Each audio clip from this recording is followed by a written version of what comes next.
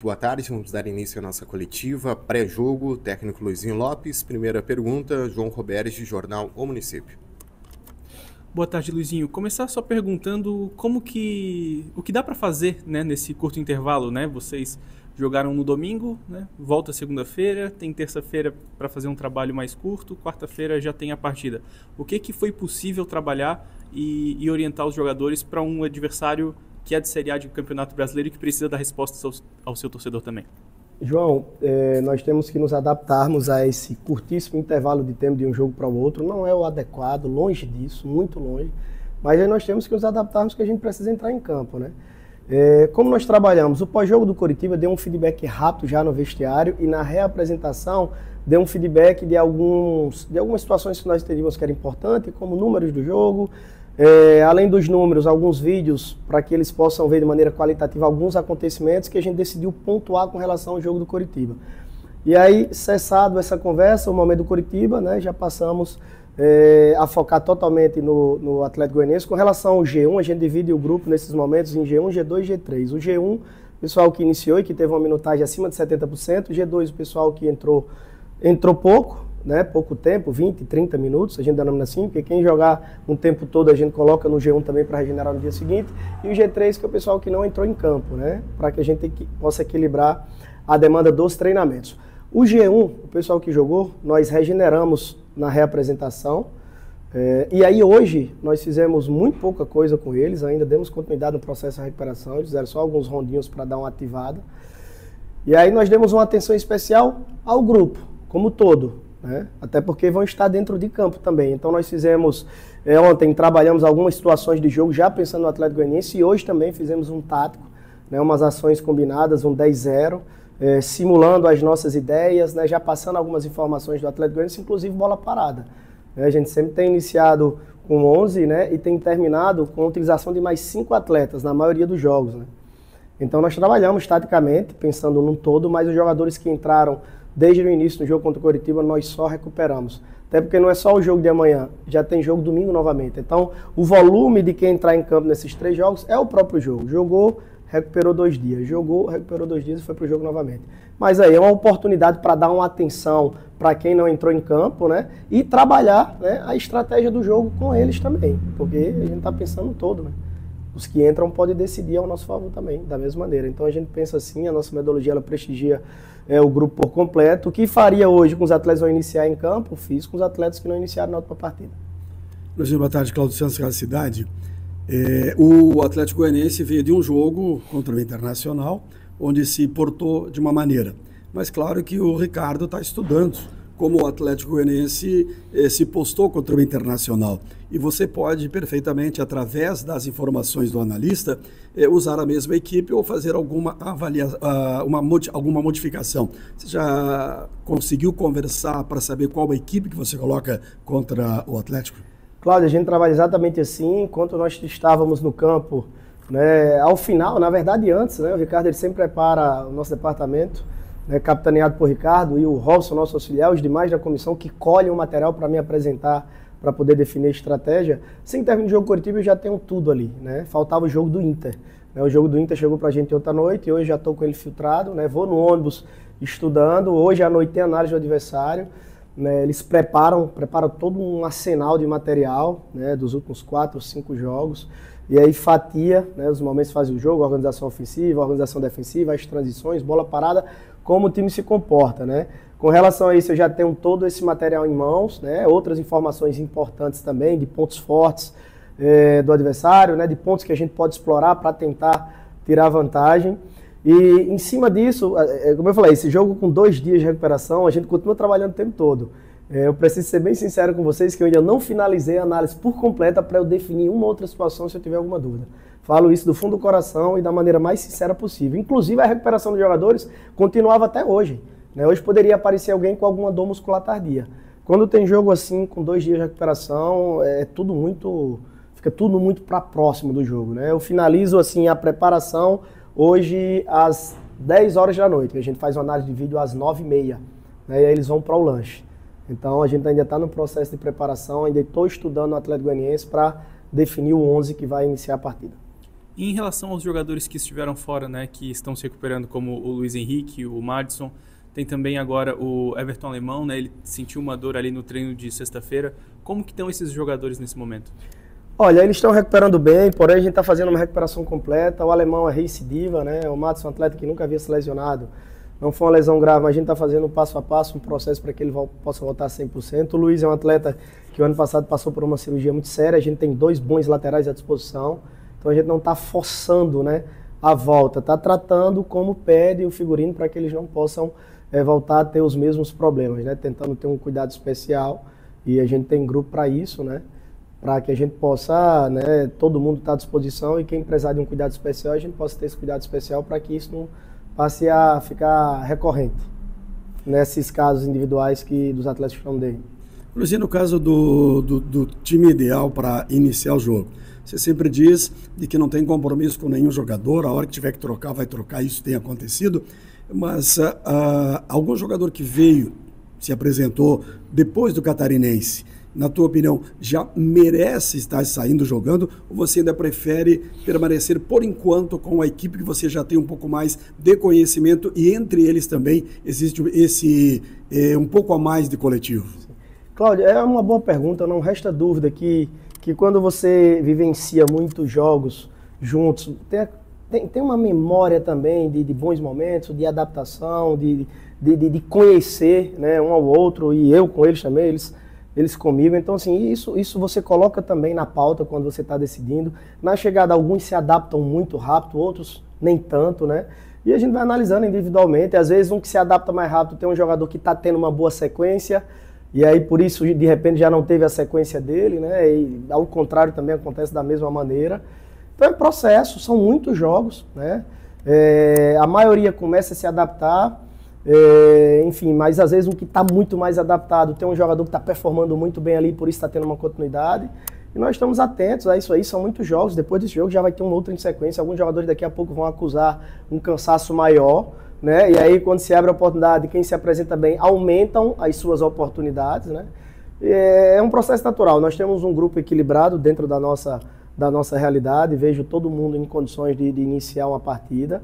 E é jogo a jogo, né? Nós ainda estamos, volto a falar, né, em conversa o tempo todo com o nosso departamento de preparação física, de fisioterapia, para entender cada caso. Sempre tem um jogador com uma dorzinha a mais, né, para que a gente possa definir o 11 que vai se iniciar amanhã. Com relação aos novatos dessa temporada da Série B, processo, continuidade, entrando bem, vai ganhando mais minutos, mais adaptado, daqui a pouco vai iniciar um jogo ou outro. Obviamente que, volto a frisar, preciso ser muito sincero como treinador, que uma sequência também, né, ele traz um pouco de coerência, né, isso faz sentido, obviamente. Nossa equipe, ela vem no trecho, se você pegar aí os nossos últimos jogos, só jogos de alto nível, desde 2 vezes o Avaí, 2 vezes o Criciúma, uma vez o Mirassol, agora Coritiba. Não é que colocar os que chegaram agora seja teste, não é isso. Mas tem um trabalho de continuidade, né? Ninguém vai ficar com a ideia fixa que vai jogar o 11 sempre, mas tem uma sequência de trabalho, tem uma continuidade, tem uma ideia coerente por trás disso também. Mas os atletas que estão conosco desde a nossa apresentação em dezembro de 2022, alguns já tiveram uma sequência muito longa e hoje menos, e vice-versa ao contrário, né? Às vezes ou por lesão, ou por um abaixo de rendimento, ou um que entra e consegue dar um retorno, o time encaixou, foi embora. Então é isso, é momento, tentando fazer a leitura mais justa e mais coerente possível, tentando ser o mais, né, enfim, pensando no grupo, no coletivo, nunca só em uma individualidade. E a coisa vai acontecendo. Eles também percebem que a gente não marca jogador, se o cara tiver um mau momento, ele não pode mais voltar, não tem. Se está no grupo, se está no Brusque Futebol Clube, né, a qualquer momento ele pode ter uma sequência, uma continuidade, assim a gente trabalha, assim esse grupo entende, respeitam muito essa nossa conduta, né? A gente tenta ser o mais justo possível para que a gente possa ter um grupo extremamente focado, todo mundo preparado para entrar e contribuir.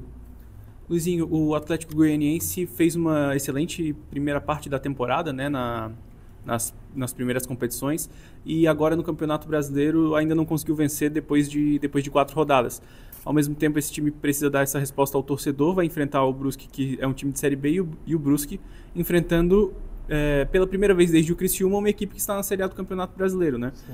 Como que você imagina essas posturas das duas equipes, né? Considerando as condições de cada uma no momento, o momento de cada uma, como que talvez, claro, não taticamente necessariamente, né? Mas em termos de postura e psicológico, principalmente, que as duas equipes chegam para esse jogo.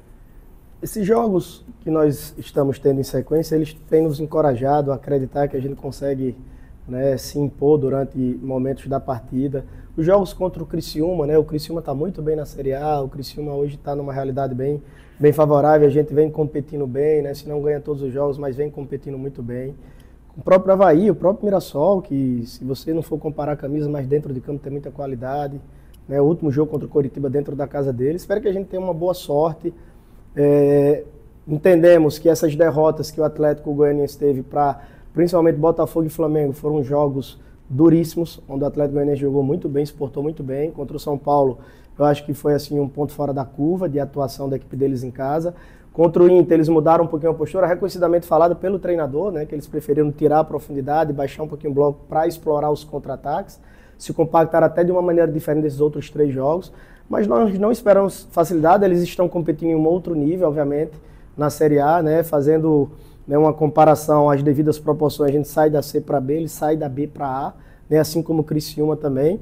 Mas vamos fazer valer eles estarem fora de casa, né, ao passo que a gente não está no Augusto Bal, eles estão fora de casa e a gente está mais ambientado com o estádio do Joinville, para que a gente tenha coragem, para que a gente possa aproveitar bons momentos dentro da partida. A Copa do Brasil é um jogo atípico, né, permite, né, uma equipe que está numa divisão inferior ganhar de uma equipe que está numa divisão acima. Os nossos jogadores são experientes. Ao passar do tempo, a gente vem sentindo que os nossos jogadores não temem, é diferente de respeito, né? E o que eu venho falando assim, para a gente prosperar, conquistar grandes coisas, a gente tem que fazer algo muito diferente, né? Que é, por exemplo, ganhar um time da Série A numa terceira fase da Copa do Brasil. Agora é óbvio que a dificuldade vai ser muito grande. O time do Atlético Goianiense está nessa posição que está na Série A, mas é um time muito forte, é um time muito intenso, é um time muito entrosado, é um time que vem repetindo a escalação por muito tempo, né? De uma estrutura espetacular, né? Um clube muito sadio financeiramente, uma estrutura ótima. Então a gente vai enfrentar uma dificuldade enorme. Assisti o jogo contra o Botafogo do Flamengo com muita atenção, foram jogos muito parelhos. O time do Atlético Goianiense é um time muito intenso, muito rápido, muito competitivo. Espero que a gente consiga se portar bem, né, e surpreender de maneira positiva. Luizinho, vamos lá no quem não arrisca não petisca, né? Só para dar uma quebrada. Seguinte, com relação a cada torcedor ou cada profissional de imprensa tem o seu time. Mas quem é pago para pensar e colocar o time em campo é você. Claro. Para o torcedor e para o profissional de imprensa, alguns pensam que o Paulinho Mocelin e o Dentinho vêm em uma fase baixa, pelo entendimento de alguns da imprensa e também do torcedor. Qual a importância desses seus jogadores para o coletivo e principalmente no esquema tático que você tem? Porque o atacante tem que jogar de profundidade, o centroavante tem que fazer gol e às vezes não faz e a crítica vem. Mas para ti como técnico, a importância taticamente desses jogadores? A importância é de uma sequência, assim, e a gente se apega muito a um jogo, né? Se aquele jogo não foi bom, a gente às vezes perde um pouquinho do contexto. A gente que está trabalhando diariamente, a gente não esquece o jogo bom que fizeram há 2 jogos atrás na final do Campeonato Catarinense. E às vezes você muda logo e você perde do jogador se recuperar na próxima partida. Só que isso você não consegue controlar, né? Então, muitas coisas para a gente analisar. Um jogador que vem na sequência que está começando a performar melhor, né? E aí às vezes você tem que realmente ser agressivo nessa troca. Às vezes é numa troca dessa que você perde, né? O jogador dá uma resposta diferente.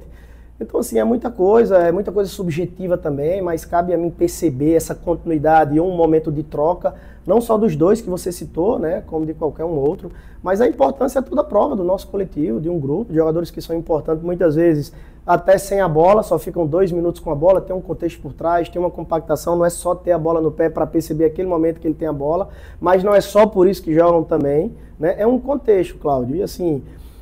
Eu, enquanto treinador, não é não querer responder as perguntas, mas tem muita coisa envolvida por trás que às vezes a gente não consegue explicar em poucas palavras, ou às vezes até se perde na explicação, né? Trato todos por iguais, todos são jogadores importantes, às vezes algumas coisas passam desapercebidas, às vezes o jogador ele não consegue performar muito bem com a bola no pé, mas ele entregou muito em voluntariedade, em compactação, numa bola parada, né, às vezes de marcar um lado forte do adversário, só que os atacantes não estão ali só para isso, eles precisam agredir, precisam fazer gols, precisam fazer a diferença, mas tem um contexto, né, às vezes é uma continuidade, você faz um jogador crescer, né? Como às vezes também você não faz uma troca, um jogador que está pedindo passagem também você trava.